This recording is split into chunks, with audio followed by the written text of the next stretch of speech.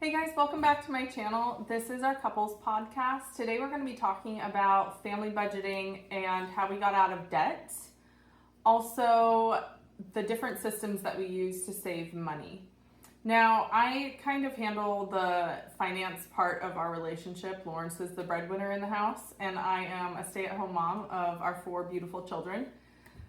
And I have taken kind of 2 different saving systems that I really love, and I've meshed them together. When we first got married, I did not have any debt. I actually had quite a bit of savings. Quite a bit. It was a bit for 2012, but Lawrence had quite a lot of student loans. So what we did there was we paid off his loans with the highest interest rate with the most money that we could spare.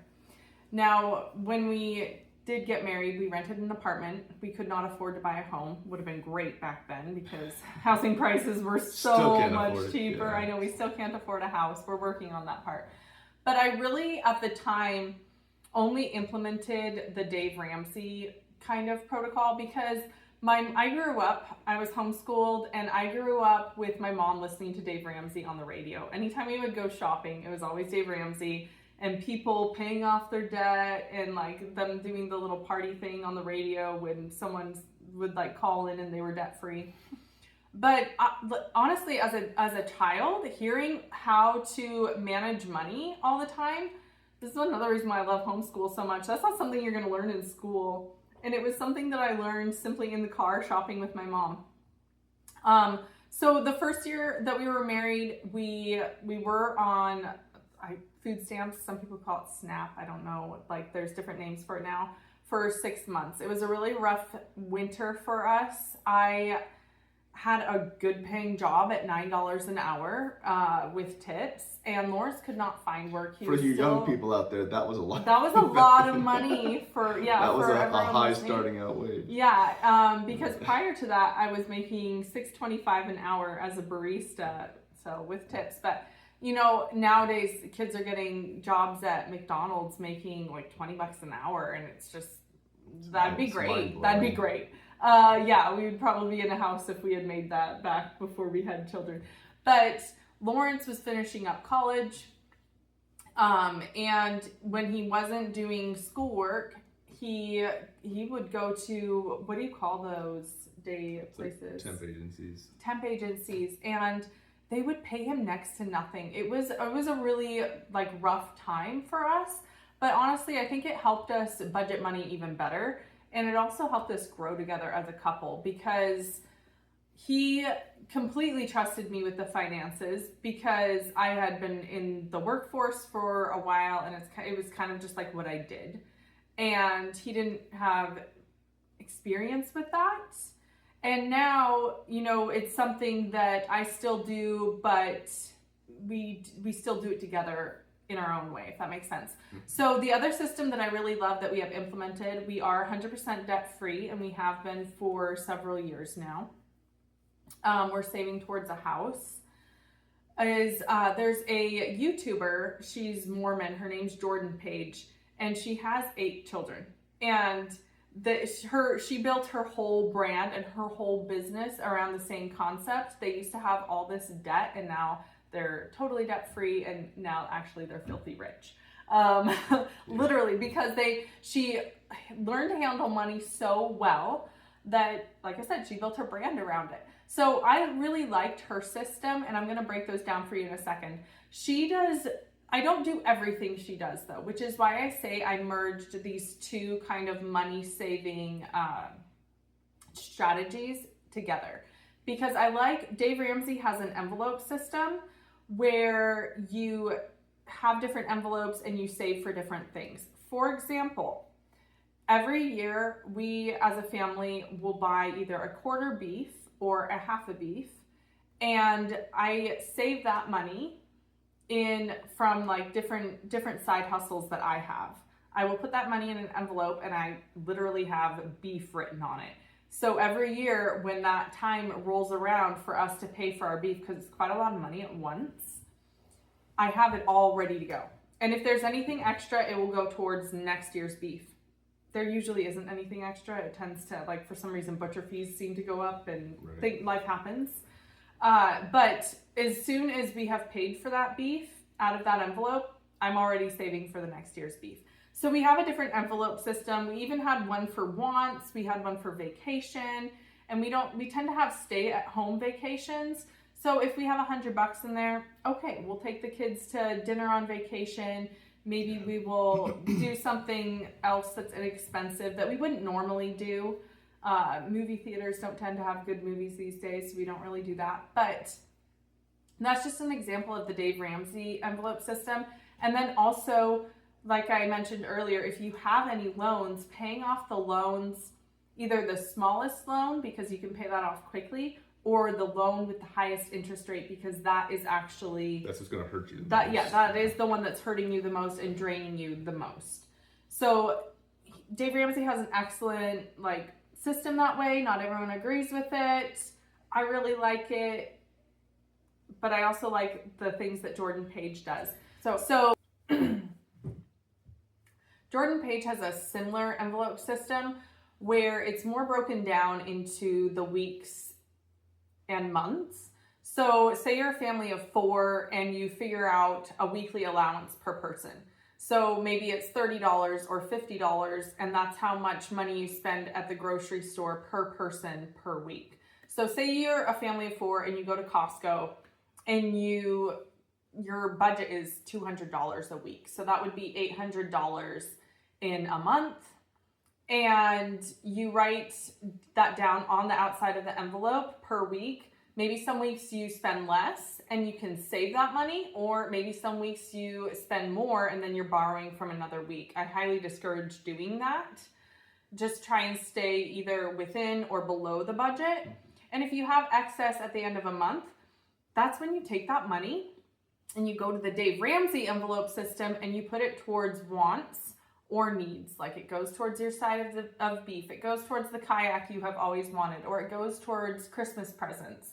So crossing the different savings plans is a really great way to save money, pay off debt, just have a really good control of your means. Yeah, it makes it so that you are making sure that you're prioritizing and hitting all the specific marks that you need to. Like, if you know $200 is your spending for groceries for that week, that you're making sure, okay, you're basically setting aside $200 of this paycheck for this, $100 for this, and that way you know what your available money is in that week or bi-weekly or whatever it is. Like, when you get paid, it basically lets you know, okay, after we've pulled out all these necessary amounts, we have $300 left over, and then that way you know that's my free money basically to either put into savings elsewhere, or if we're going to go to a restaurant or something, it's that extra money. But that way you know I can't just go and spend $600 on a toy or something where it's people are like, oh, I really want this new 4-wheeler, so I go and I spend it. It's like, okay, but what have you actually gone through and taken that money out of your monthly allotment? Like, does that fit your budgeting, or have you now made it to where you have to pull money out of your grocery allowance, out of your clothing allowance, out of your gas and whatever? People that just spend, I don't know how to say, just kind of freely, yeah, and they're not taking into account how is this going to affect everything else that are my needs. It's the needs versus wants, and keeping tabs on the money. And this is how people get into having 6 credit cards that are all maxed out, because their wants, they keep feeding the wants and they're not prioritizing the needs. Because I think it's the Dave Ramsey where it's like, one credit card, you shouldn't have more than the one card. You should not. You dig yourself into a hole. And people, and they really try and tempt you. Wow, my brain has so many things I want to talk about now. The people really try and tempt you when you go to a store and they're like, you can save 10% if you open a credit card today. Don't do it. We have one credit card, and I will not have more than one credit card, because when you see where all the money is being spent in one, you're going to spend less. Cash, you're going to spend less, because when it's out of your wallet, it's out of your wallet. There's nothing left to spend. So spending cash, some people still do that, and I think that's great. I use a credit card for our family because we get cash back. It's a Costco card. And that actually is kind of like another small tax return. That's a great, little kickback for our family. It pays for our Costco membership and all those good things. What other stuff did you mention? Well, I was going to also talk about like the digital side of things. Oh yeah, no, don't talk about that we'll yet, talk about because that my later. brain needs to talk about more stuff. No, but I was talking about the budgeting. Like if you're planning on buying something that's outside Oh, of that's your what I was means. going to say. So you need to have a game plan. You cannot just run your household. It's like driving your car without a gas gauge too. Like you have to know how much you have in there to get to the end result, right? So aside from using the Jordan Page and the Dave Ramsey method, I have my own middle ground thing that I do, and it's based on our yearly gross income and our monthly expenses times 12, and how much is realistic that we can save in a year, and how much our total yearly expenses are. Now on this, I use Excel spreadsheet. I have a category of everything: our rent, water, sewer, and garbage, electricity, gas per month for each car. So like say Lawrence fills up twice a month, or actually you probably fill up weekly. No. Let's just say it's twice a month. Say he spends $100 on gas a month, and I spend $100 on gas a month. So that's in there. Oil changes for the year, clothes, diapers. I literally categorize everything I can think of and how much that costs every month, and multiply it by 12 to see how much it is, and I deduct it from our yearly income. And then how much is left over? What can you use that money for? Can you use it to pay off this loan, this credit card debt? Can you use it like 5,000 of it, or maybe it's only 2,000? Can you use that towards saving towards a new car or your house? Just knowing exactly where every penny goes, and trying not to have unplanned or spontaneous expenses, because those are going to come up in life whether you like it or not. I got in a car accident and we had to buy a new car. And this is a valuable lesson for anyone listening. If you get in a car accident, I had a car it was a Toyota Highlander, and I got it used off of Craigslist. It was a great car, terrible in the winter, but a great car. And they totaled it. We should have, hindsight, bought it back. They gave us exactly what I paid for it used, and we use that towards a new car. And although we love our new car, it gets way better gas mileage. It fits our family way better than the Highlander did. It was a lot of money, and we could have bought back my car that I totaled and fixed it. Yeah. For what they had given us. So you live and learn these little lessons. I like I said, we love our new car, but that was an expense that we could have avoided, and we didn't know. So that was just like a hard knock life lesson. But knowing exactly where every penny's going, those things happen. Like as soon as we bought our cars, I have an envelope already saving for the next car. So because they age, or if something goes wrong with the car, whether you lose the transmission, that can be a couple $1,000s, or an engine, different things like that. Oil changes, if you don't know how to do them yourself, or you just have a car that's really difficult to do them on and you want to keep the maintenance up, which you should absolutely keep the maintenance up, those can be expensive nowadays. So just planning different things. But you were going to talk about digital currency. Well, but before I go that, with things like insurance and stuff like that, like a lot of people just auto pay everything, and they don't really look at price changes. Mm-hmm. Like car insurance especially, like the last few years has gotten crazy, and I've had to go and like redo policies because it's like all of a sudden it's gone up 50%, and their excuses out, that's just the market now. It's like, okay, but it's on auto pay, but luckily you still get receipts, and that's part of that whole spreadsheet thing is you go in and you recalculate stuff. Yeah. You can find a way, okay, let's reevaluate this if we can find a way to get it lower. But also like loans, or if you have credit cards, you got to find a way to pay off this bunch of credit cards.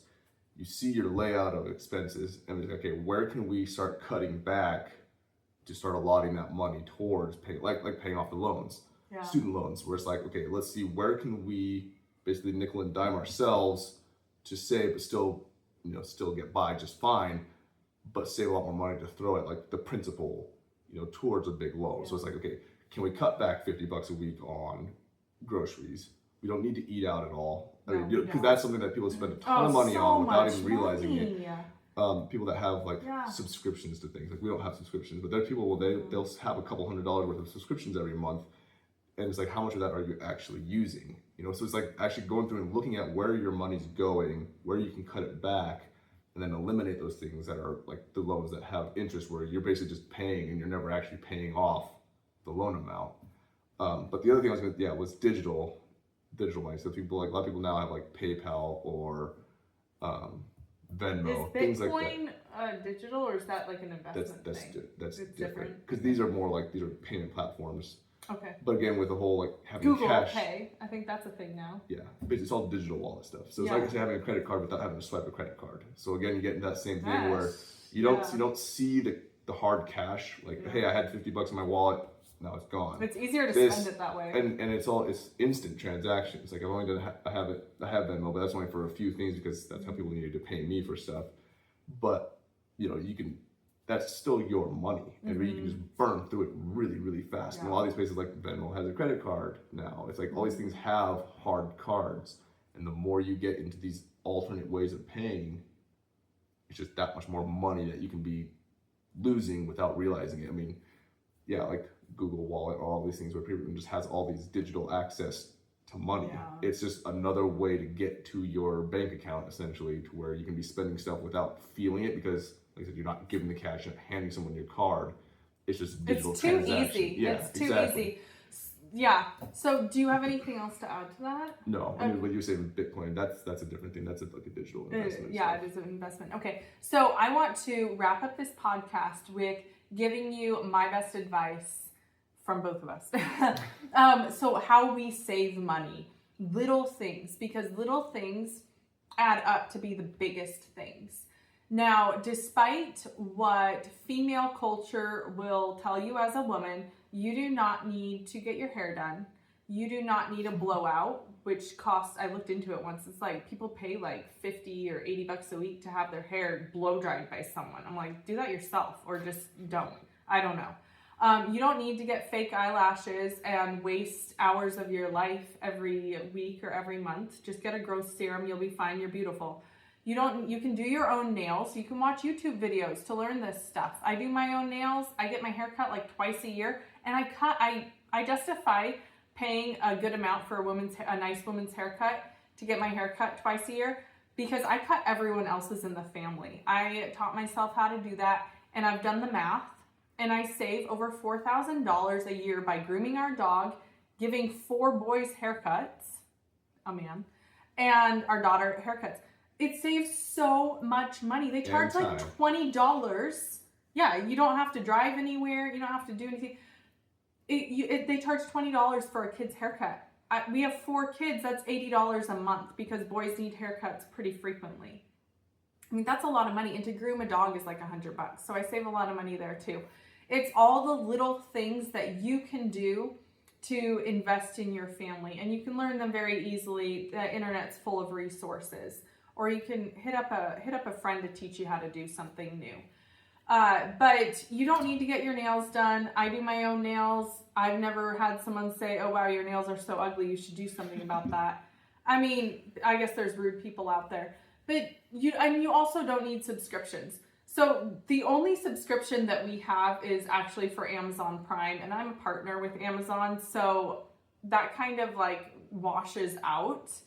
But we don't have any Netflix or Disney Plus. It's people that have like TV. 5 different TV subscriptions. It's like you're or people that are still paying for cable. I think that's like a ton of money.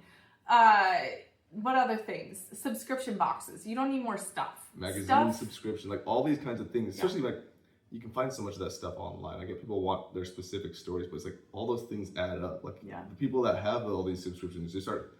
Calculate that up. Exactly what all are you spending every month on subscriptions to things and what you could be doing with that money. And stuff is overstimulating. Stuff is unnecessary. It clutters your mind space. It clutters your house.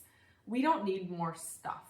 So really figuring out what is a necessity, maybe if you have these absolute wants or needs, start an envelope. If that's your mad money, I agree that you should treat yourself in a nice way.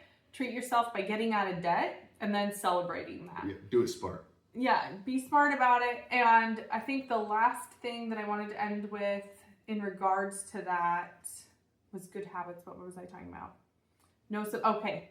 So find the one credit card in your wallet that gives you a kickback and cut up the rest of them and then pay them off. You can pay them off online, but one credit card. It is all you need. Pick the one that gives you a kickback. There's also different online ways to save money. I'll put a link down below for my favorite one. It's called Ebates, or I think it's Rakuten now. I don't know how to pronounce it. Yeah, it was Ebates, now it's Rakuten. It's my favorite one. If you do any online shopping, there's different websites. It's totally free to sign up. I've been doing it for years now, and it's insane the amount of money that it tells you at the top how much you've saved since you have joined them. And all it does is different websites will give you a percentage back. So around Black Friday, they'll do like double cash back or triple cash back. And that's usually when I'll buy like Christmas presents, or I know that like even Vitacost. I buy our supplements from Vitacost or different gluten-free food items. So around Black Friday, I know I'm going to stock up. I will save a certain amount of my budget for then, because if I'm going to spend a couple $100s on supplements and like gluten-free flour, different things that I bake with all year long, I want 20% cash back on that. And so you can get like $60, if you spend $300 on supplements and stuff, you're going to get $60 back. So it's amazing. Again, it comes back to the smart shopping. Like there's ways to basically make your money go farther if you just put in a little bit. A lot of it doesn't even need that much effort. It's just a little bit more effort, and you'll find all these extra ways to either get money back or just save, make much better discounts on things, and just helps with the budgeting so much more. So let me know your thoughts on this podcast. We hope you enjoyed it. And if you have any questions for us, leave them in the comments below. And also, please give us a thumbs up. It helps the YouTube algorithm. It helps people find our videos. And in the long run, it'll just help our channel. So thank you guys so much for listening. For watching. Bye.